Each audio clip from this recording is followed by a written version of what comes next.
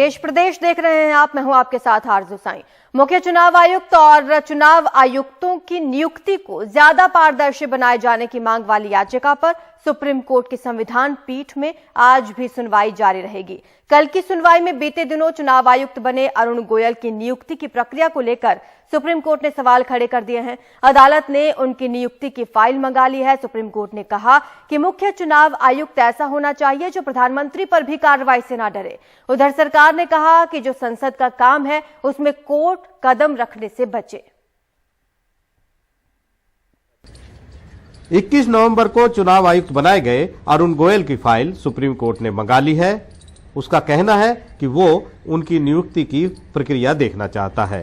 दरअसल चुनाव आयुक्तों की नियुक्ति पर सुनवाई होने के 3 दिन के भीतर ये नियुक्ति हुई है।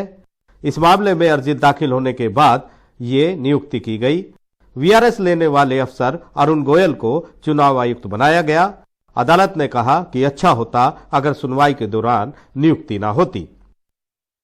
चुनाव आयुक्तों की नियुक्ति के मसले पर चल रही सुनवाई के दौरान बुधवार को सुप्रीम कोर्ट में टीएन शेषन की सख्त छवि को याद किया गया। जस्टिस के एम जोसेफ ने कहा कि मुख्य चुनाव आयुक्त को ऐसा होना चाहिए जो प्रधानमंत्री के भी दबाव में न आए। सुप्रीम कोर्ट ने कहा कोई भी सरकार जी हजूरी वाले अधिकारी को ही चुनाव आयुक्त बनाना चाहती है। सरकार को मनचाहे नतीजे मिलते हैं और अधिकारी को भविष्य की सुरक्षा, उससे गुणवत्ता और निष्पक्षता पर असर पड़ता है। जस्टिस रस्तोगी ने कहा कि नियुक्ति सरकार करती है तो इसे निष्पक्ष कैसे कहा जा सकता है। जोसेफ ने पूछा कि चुनाव प्रक्रिया में सरकार जजों को शामिल करना चाहती है या नहीं। Supposing the election commissioner sort of, is so weak-kneed. Yes. That he says, okay, he tarries with it, he doesn't get around to doing it.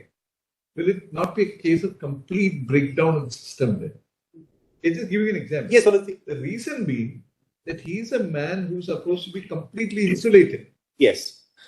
So these are the aspects which perhaps the participation of a larger body, yes, instead of the cabinet. दूसरी तरफ सरकार ने साफ किया कि 1991 के बाद से चुनाव आयुक्तों की नियुक्ति में कोई खामी नहीं पाई गई है। इसकी एक प्रक्रिया है जिसके तहत ऐसी नियुक्तियां होती हैं।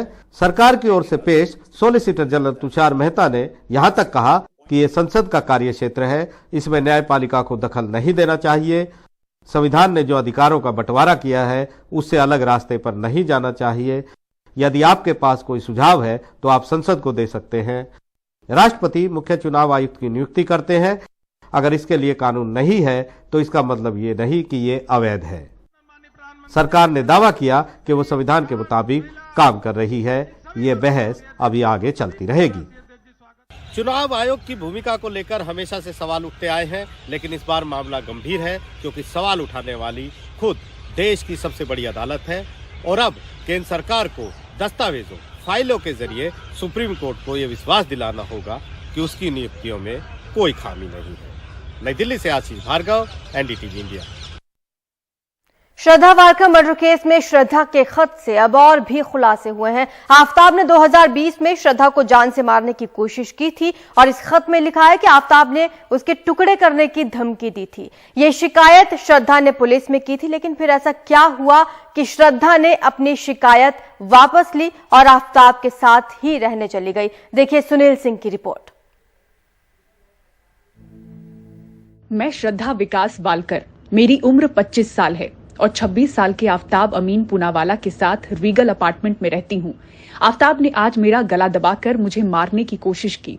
मुझे डराता है, ब्लैकमेल करता है। उसने मुझे काट कर टुकड़े टुकड़े कर फेंकने की धमकी भी दी है। ये पिछले 6 महीने से मेरी पिटाई करते आ रहा है, लेकिन मैं इसके पहले पुलिस थाने आने की हिम्मत नहीं जुटा पाई क्योंकि इसने मुझे जान से मारने की धमकी दी है। आफताब के माता पिता को भी ये सब पता है। वो वीकेंड पर मिलने आते हैं। हम अब तक एक साथ रहे क्योंकि हम शादी करने वाले थे और आफताब के माता पिता का आशीर्वाद भी था, लेकिन अब मैं इसके साथ नहीं रह सकती। कल को अगर मुझे कुछ होता है तो इसके लिए आफताब ही जिम्मेदार होगा। श्रद्धा ने लिखित शिकायत 23 नवंबर 2020 को तुलिंज पुलिस थाने में दिया था, लेकिन इसके बाद फिर से आफताब के पास ही रहने चली गई और 2 साल बाद वही हुआ जिसका उसे डर था। 18 मई 2022 को दिल्ली के छतरपुर में आफताब ने उसकी हत्या कर शव के 35 टुकड़े कर जंगल में फेंक दिया। श्रद्धा के इस शिकायत पत्र से तुलिंज पुलिस सवालों के घेरे में आ गई है। उप मुख्यमंत्री देवेंद्र फडणवीस ने भी मामले को गंभीर मानते हुए इस बात की जांच कराने का आदेश दिया है कि उस दौरान जांच क्यों नहीं हुई। वो पत्र मेरे पास भी आया है, मैंने उसको देखा है, बहुत सीरियस पत्र है। उसके ऊपर क्यों कार्रवाई नहीं हुई इसकी जांच हमको करनी पड़ेगी। मैं किसी पर दोषारोपण नहीं करना चाहता, लेकिन इस प्रकार के पत्रों पर कार्रवाई अगर नहीं हुई तो ऐसी घटनाएं होती है, इसलिए जरूर उसकी जांच की जाएगी। इस बीच तुलिंज पुलिस ने दावा किया है कि श्रद्धा की शिकायत पर कार्रवाई की जा रही थी, लेकिन कुछ दिन बाद 19 दिसंबर 2020 को श्रद्धा ने थाने में आकर अपनी शिकायत वापस ले ली थी। इस मामले में जो भी जरूरी कार्रवाई करनी थी वो कार्रवाई तुलिंज पुलिस की तरफ से की गई है। उसके फ्रेंड के माँ बाप ने आके उनको मतलब समझाया था दोनों को भी, और अभी उसकी कोई तकरार नहीं है, ऐसा करके उसने रिटर्न स्टेटमेंट दिया था, और जिसके चलते वो मतलब वहीं पे वो क्लोज हो गया। साल 2020 में तुलिंज पुलिस को लिखे शिकायत पत्र से ये साफ है कि श्रद्धा आफ्ताब से डरी हुई थी और उसके साथ नहीं रहना चाहती थी, लेकिन उसने अपने दिल की सुनने या फिर अपने पिता के घर वापस आने के बजाय आफ्ताब और उसके माता पिता पर भरोसा किया। नतीजा वही हुआ जिसका उसे डर था।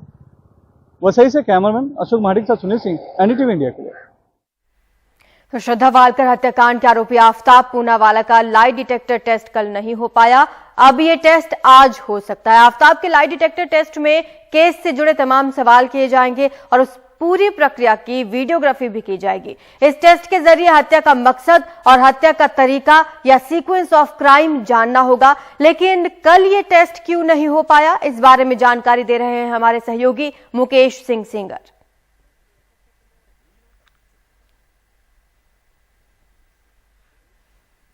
As far as the Indian Army is concerned, Indian Army will carry out any order which is being given by the Government of India.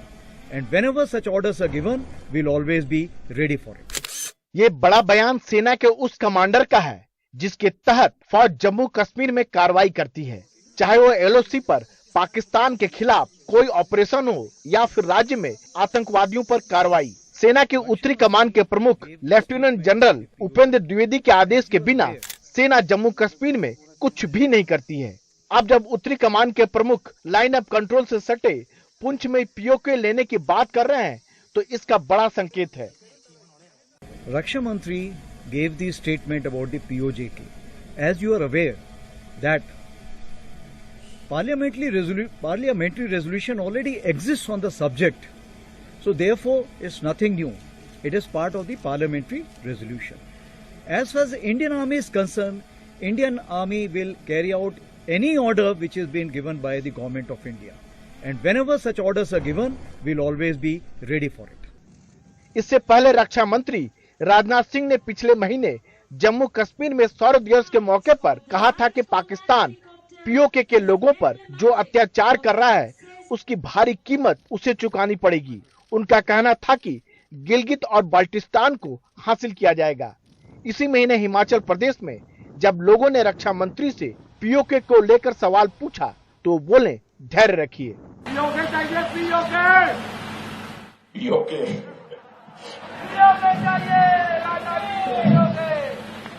धैर्य रखिए, धैर्य रखिए। सवाल है, पीओके को लेकर ये सरकार की आधिकारिक नीति है या फिर मंत्रियों अफसरों के निजी बयान। पीओके पर सरकार और सेना की ओर से आ रहे बयानों से ऐसा लग रहा है कि सरकार कुछ बड़ा करने की तैयारी में है, लेकिन मौजूदा अंतर्राष्ट्रीय हालात में यह इतना आसान नहीं है। कुछ लोग इसे देश के माहौल को सर्जिकल स्ट्राइक जैसा बनाने के कवायद मान रहे हैं। नई दिल्ली से राजीव रंजन, एनडीटीवी इंडिया। इस साल महाराष्ट्र में 1,74,000 बच्चों को खसरे का टीका नहीं लगा। मुंबई टॉप पर है। अधिकांश मरीज 1 से 2 साल की उम्र के हैं जिन्हें कोविड काल में टीका नहीं लग पाया। फैलाव बस्तियों में है जहां पर ज्यादातर बाहर से आए लोग हैं। ऐसे में इन्हें ट्रैक करना स्वास्थ्य कर्मचारियों के लिए चुनौती से कम नहीं है। रिपोर्ट देखिए। 1.5 साल का ये मासूम बेहद तकलीफ में है, सांस नहीं ले पा रहा। बुधवार को मुंबई के अस्पताल में एक और बच्चा खसरे के लक्षण यानी कि बुखार, रैशेज और सांस की ज्यादा तकलीफ के साथ वेंटिलेटर पर भर्ती हुआ। खसरा के अधिकांश मरीज मुंबई की इन झुग्गी बस्तियों से ही निकल रहे हैं। बीएमसी जी नॉर्थ वार्ड यानी कि दादर, माहिम और धारावी में बीते कुछ दिनों में अब तक 160 स्वास्थ्य कैंप लगा चुकी है। स्वास्थ्य कर्मचारी बताते हैं कि यहाँ हर 5 बच्चों में एक बच्चा ऐसा है जिसने खसरे का टीका नहीं लिया है। बस्तियों में ज्यादातर माइग्रेंट्स बसते हैं, इसलिए इन्हें ट्रैक करना भी चुनौती से कम नहीं। यहाँ पे हम लोग हर घर जाके जो सर्वे कर रहे हैं, मीजल्स का जो सर्वे चल रहा है, उसमें अगर 10 घर में से भी आप 5 बच्चे लेंगे तो उसमें से एक अनइम्यूनाइज मिलता है, क्योंकि यहाँ पे मोस्टली माइग्रेंट पब्लिक है, तो हर 2-3 महीने बाद ये माइग्रेंट हो जाते हैं। आज यहाँ पे है तो कल किसी और जगह पे वो लोग माइग्रेंट होते हैं, तो हम टीका इन्हें नहीं दे पाते। डेली बच्चों का टारगेट मतलब हाउसेस पर 500 to 800 हाउसेस के हिसाब से हमको टारगेट मिलता है, तो 800 टू हाउसेस हमको कवर करना है। उसके अंदर जितने बच्चे आएंगे उतने बच्चों को आपको स्क्रीन करना है और उनका जांच करके वैक्सीनेशन अगर नहीं हुआ है तो वैक्सीनेशन कंप्लीट करना है। फीवर विथ रैश है तो उनको रेफर करके या अपने डिस्पेंसरी पे लेवल पे ट्रीट हो सके तो डिस्पेंसरी लेवल पे ट्रीट करके उनको विटामिन ए की मात्रा देना है। इस साल सितंबर तक महाराष्ट्र में 5 साल से कम उम्र के 1,74,000 बच्चों को खसरे का टीका नहीं लग पाया है। मालेगांव और मुंबई उन शहरों की सूची में सबसे ऊपर है जहां अधिकतम संख्या में बच्चों को खसरे के टीके की खुराक नहीं मिली है। मंगलवार को 1 वर्षीय लड़के की मौत के साथ ही मुंबई में खसरे के प्रकोप के कारण मरने वालों की संख्या 11 तक पहुंच गई है। इनमें से 2 रोगी मुंबई से बाहर के हैं, जबकि 12 नए मरीज मिलने के बाद कुल संक्रमितों का आंकड़ा 220 पहुंच चुका है। स्वास्थ्य कर्मचारी बताते हैं कि मीजल्स के अधिकांश मरीज 1 से 2 साल की उम्र के बीच के हैं, जिन्हें कोविड काल में टीका नहीं लग पाया। अभी जो बच्चे केसेस में आ रहे हैं ज़्यादा सस्पेक्ट, वो 1 से 2 साल के जो कि कोविड में पैदा हुए थे और वो कोविड के कारण उन्होंने टीके नहीं ले पाए थे उन्होंने, तो अभी जाके वो सस्पेक्ट बन रहे हैं। तो मैं ज़्यादा से ज़्यादा कोशिश कर रहे हो हम लोग कि जाके उन लोग को टीके करें। मुंबई शहर 24 वार्ड्स में बटा हुआ है। इनमें से करीब 50% वार्ड की झुग्गियों में खसरा फैल चुका है। अस्पतालों में मीजल्स के मरीजों के लिए बेड बढ़ाए जा रहे हैं। मुंबई से पूजा भारद्वाज, एनडीटीवी इंडिया।